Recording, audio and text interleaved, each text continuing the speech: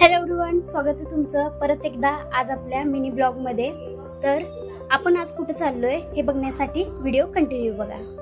आज आपण चाललोय कोल्हापूर पासून 27 किलोमीटरच्या अंतरावर असलेल्या सातेरी महादेव मंदिरात देवदर्शनासाठी। थोड्या अंतरावर गेल्यानंतर आम्हाला छान असं पेरू दिसलं, मग काय जाता जाता पेरू घेतलं खायला। तिथून निघालो आम्ही पुढे।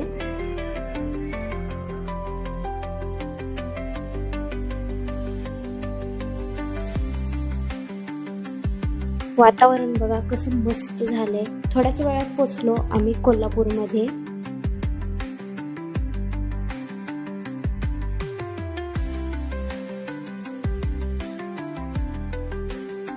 मंदिराकडे जाता जाता तुम्ही कोल्हापूरमध्ये महालक्ष्मी आणि रंकाळा दोन्ही फिरू शकता, म्हणजे एकाच दिवसात तुम्ही 3 ठिकाण फिरू शकता।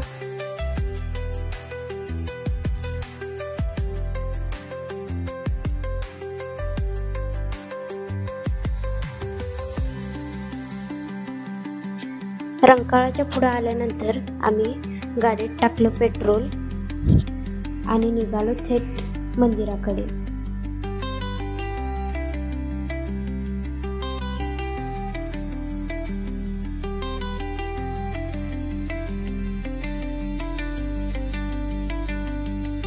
आम्ही जात असताना आधीमध्ये पाऊस येत जात होता, त्यामुळे वातावरण एकदम छान झालं होतं।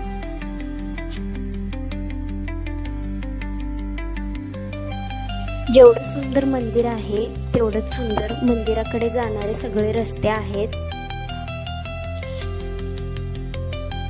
जसजसं आम्ही डोंगर चढत होतो, खरंच ते डोंगराचं वातावरण बघून खूप छान वाटत होतं। सगळे आजूबाजूचा परिसर आणि डोंगर सगळं हिरवगार झालतं। हे सुंदर वातावरण बघत बघत आम्ही कधी डोंगर चढलो आम्हाला पण कळलं नाही। डोंगर चढल्यानंतरचा व्ह्यू किती छान वाटतं, अमेझिंग। चला तर मग आता जाऊया मंदिराकडे।